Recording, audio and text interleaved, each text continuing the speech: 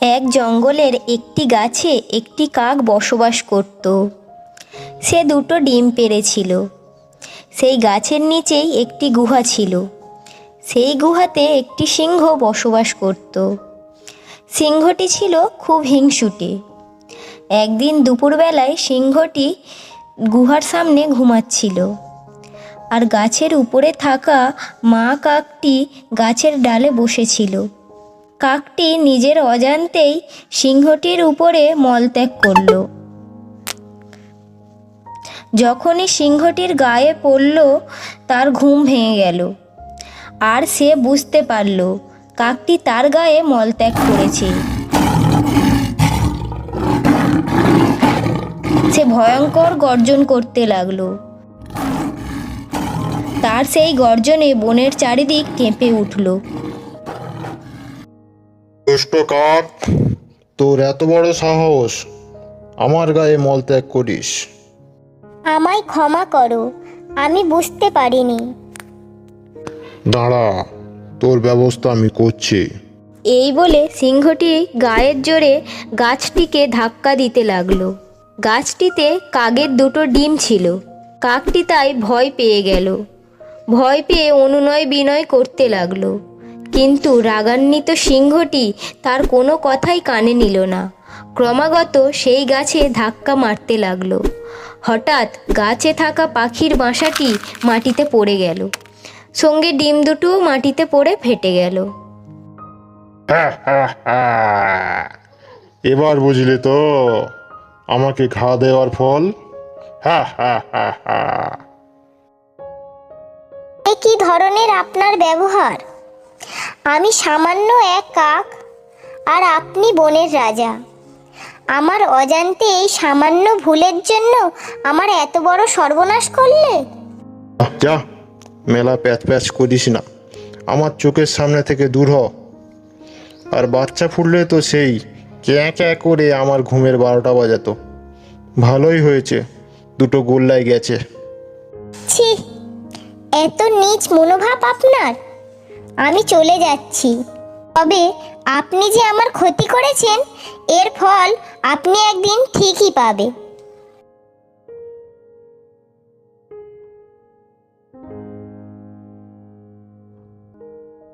এরপর মনের দুঃখে কাকটি সেখান থেকে চলে যায়।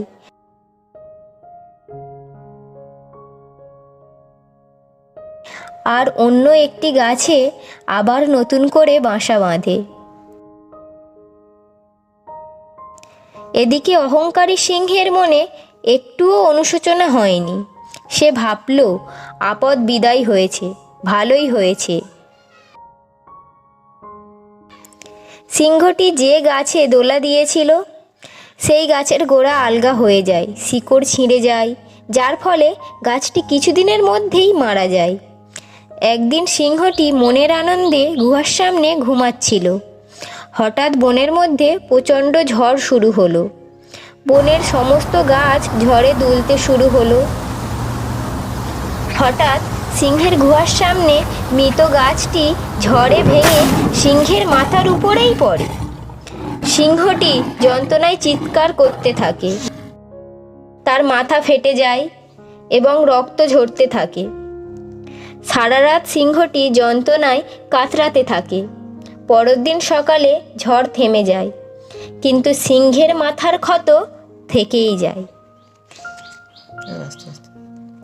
এইভাবে একদিন, দুদিন, 3 দিন কেটে যায়, কিন্তু সিংহের মাথার ক্ষত শুকায় না।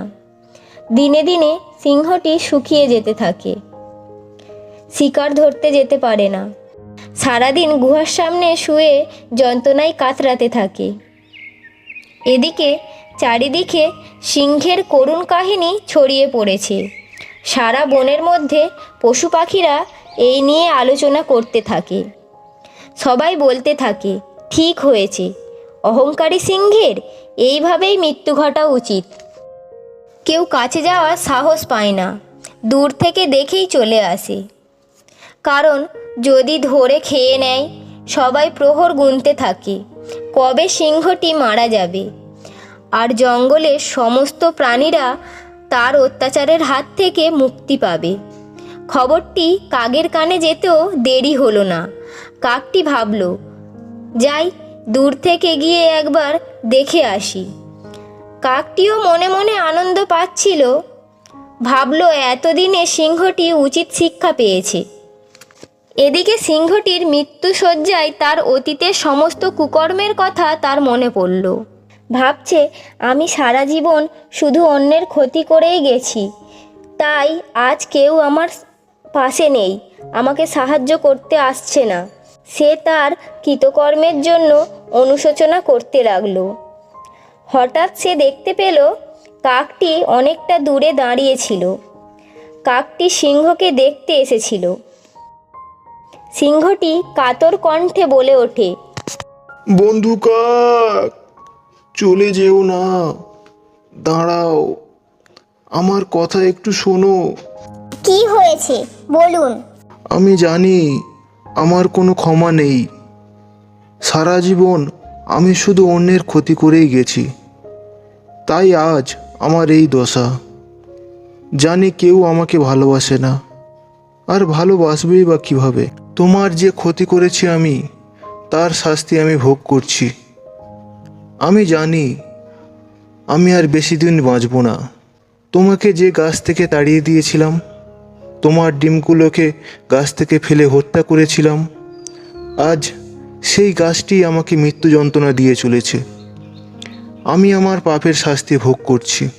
এতদিনে শিক্ষা হয়েছে তাহলে আপনার? হ্যাঁ বন্ধু কাক, আমাকে একটু সাহায্য করো।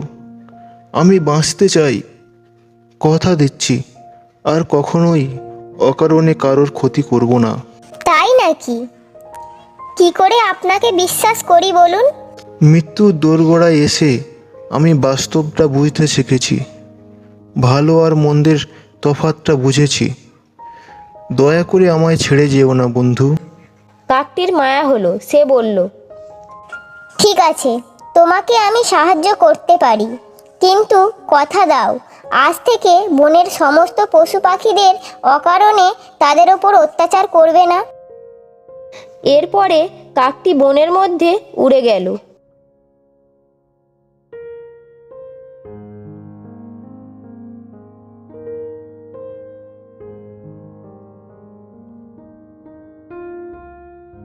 এবং কী সব ভেষজ পাতা মুখে করে নিয়ে এলো, এসে সিংহের মাথায় দিতে থাকলো। দেখতে দেখতে সিংহটি কিছুদিনের মধ্যেই সুস্থ হয়ে গেল। এরপর থেকে সিংহটি অকারণে কারোকেই কোনো ক্ষতি করেনি।